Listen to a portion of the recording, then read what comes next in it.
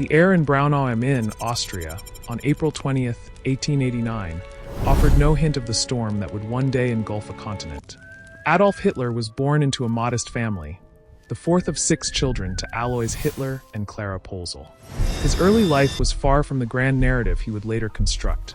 It was marked by academic failure, artistic aspirations unfulfilled, and a drifting existence in Vienna and Munich.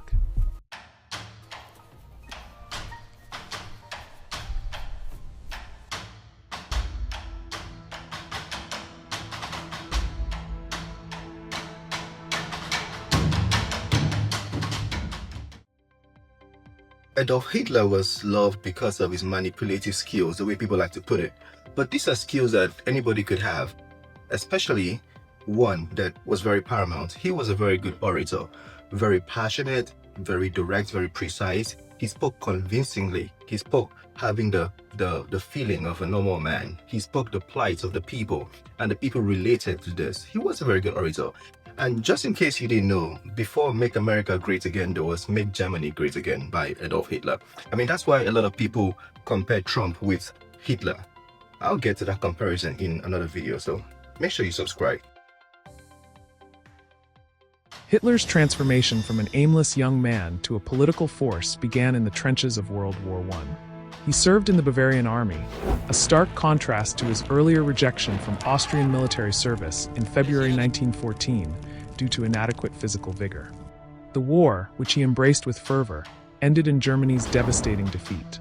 The subsequent Treaty of Versailles, signed on June 28, 1919, imposed crippling reparations, severe territorial losses, and the humiliating War Guilt Clause, Article 231. This treaty was especially odious to the German public, fostering a profound sense of injustice and resentment.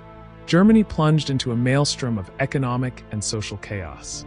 Hyperinflation ravaged the economy between 1921 and 1923, with the exchange rate plummeting from 320 marks per US dollar in mid-1922 to an astronomical 4.2105 trillion marks by November 1923.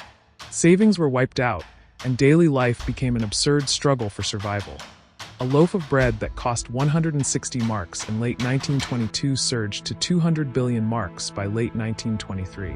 This financial devastation led to widespread social unrest and a loss of self-assurance, eroding traditional values. Just as the nation began to stabilize, the Great Depression struck in 1929. Unemployment skyrocketed from under 1.3 million in mid-1929 to over 6 million by early 1932, representing a staggering 24% of the labor force. By January 1933, at least 6 million Germans remained unemployed.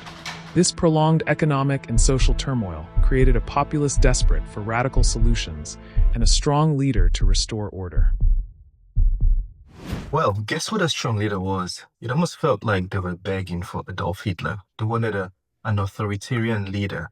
And he presented himself. Everybody was like, oh, this is the man sent from God. Really, they really felt that way. And when he showed up, he spoke according to the pain. Because he knew the pain, he understood the pain. So he presented himself because he found a loophole. And this is what is happening in modern time. This is the essence of this video. Du meine Arbeit für richtig hältst, ob du glaubst, dass ich fleißig gewesen bin, dass ich gearbeitet habe, dass ich mich in diesen Jahren für dich eingesetzt habe, dass ich anständig meine... Hitler war ein begabter Redner.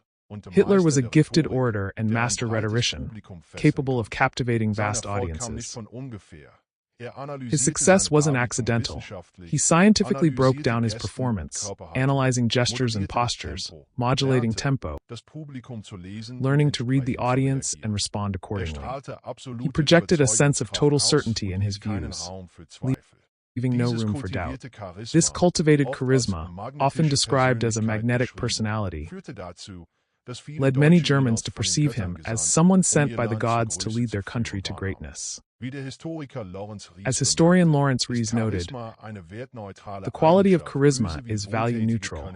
The wicked can possess it as well as the benevolent. His rhetoric skillfully invoked national pride and a powerful desire for restoration. In a speech at the Munich Beer Hall in 1923, he proclaimed, We must make Germany great again. We will not rest until the Versailles shackles are broken and our fatherland is restored to its rightful place in the world. This resonated deeply with a disillusioned populace. Hitler's rise was cemented by a sophisticated propaganda machine, meticulously managed by Joseph Goebbels, who became Minister of Propaganda in 1933. From 1933, Goebbels seized control of all media: press, radio, cinema, literature, and art. Ich glaube, man sagt nun nicht zu viel, wenn man behauptet, dass am heutigen Abend mindestens 20 Millionen Menschen in Deutschland und jenseits der deutschen Grenzen die Rede des Reichskanzlers Adolf Hitlers zu Gehör bekommen werden.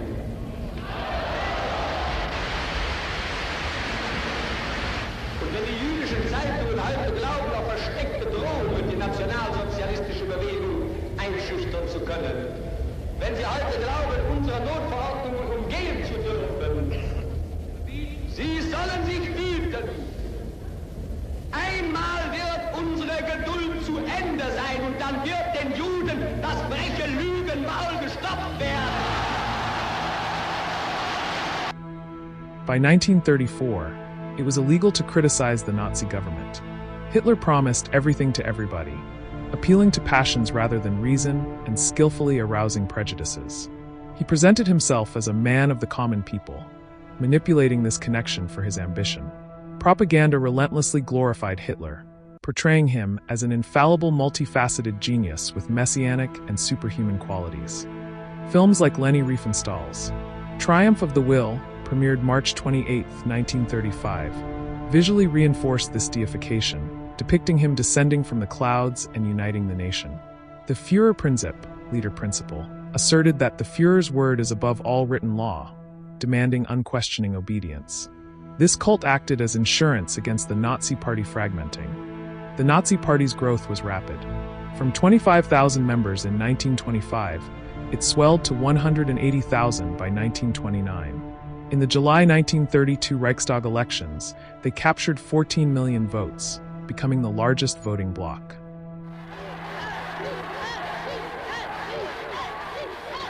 On January 30, 1933, President Paul von Hindenburg appointed Hitler Chancellor. The Reichstag fire in February 1933 was swiftly blamed on communists, allowing Hitler to centralize power. The Enabling Act, passed on March 23, 1933, effectively granted him dictatorial powers. By July 14, 1933, the Nazi Party was declared the only legal party in Germany. When Hindenburg died on August 2, 1934, Hitler merged the chancellorship and presidency, becoming Führer.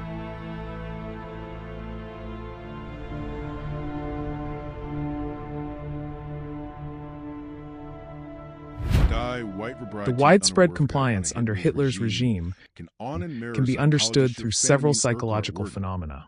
Stanley Milgram's experiments demonstrated that individuals often obey authority figures even when it conflicts with their morals. A striking 65% of participants administered what they believed were maximum electric shocks under coercion.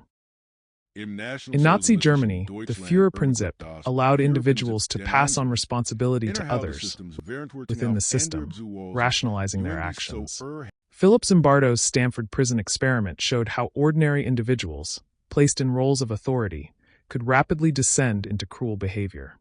The systematic dehumanization of Jews by the Nazi regime created an outgroup that could be treated with impunity, fostering an environment where individuals adopted abusive roles. Irving Janis's concept of groupthink describes how the desire for unanimity overrides critical thinking. In Nazi Germany, the pervasive ideology fostered an illusion of morality, self-censorship, and intense pressure for conformity, making dissent incredibly difficult. Hundreds of thousands of ordinary Germans willingly participated in atrocities, and many others were passive bystanders, even when explicitly given the chance to opt out. So at this point in the video, we're going to transition to a very interesting part. We're going to be answering the question, can we have a leader like Adolf Hitler in 2025? The question of whether a figure like Hitler could rise today is complex. While the specific historical context of post-World War I Germany is unique, the underlying psychological vulnerabilities he exploited remain potent. Many contemporary societies face significant economic anxieties and social fragmentation. In Canada, for example, the cost of living has surged, with food prices up 38.2% in 3 years by July 2024, and average home prices up 69.3% over 9 years by May 2024. About 50% of Canadians are living paycheck to paycheck. The unemployment rate in Canada reached 7% in May 2025, the highest since September 2016, excluding pandemic years. For new immigrants, the unemployment rate was 11% in 2024, double that of Canadian-born workers, with nearly half reporting underemployment. These conditions can create a populace susceptible to leaders who promise order and certainty amidst perceived social breakdown. The digital age presents a double-edged sword. While Hitler relied on state-controlled radio and cinema, today's social media offers an unprecedented, decentralized, and rapid means of mass persuasion. Neo-Nazi content on platforms like TikTok has garnered tens of millions of views, with algorithms amplifying its reach. This allows for rapid dissemination of disinformation, fostering cult-like behavior and groupthink online, where individuals may desire disinformation and avoid critical engagement. Many modern democracies have more established institutions, including independent judiciaries and a generally free press. Crucially, there is a far greater public and academic understanding of the psychological mechanisms of authoritarian appeal, such as charisma, demagoguery, and groupthink.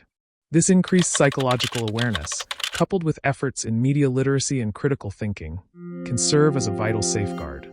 But this is where the video ends. If you liked it, please feel free to subscribe, smash the like button, turn on your notification, and expect the next video, the comparison between Adolf Hitler and Donald Trump. If there is any comparison or contrast at all, we'll be finding out in the next video. But stay tuned. Peace.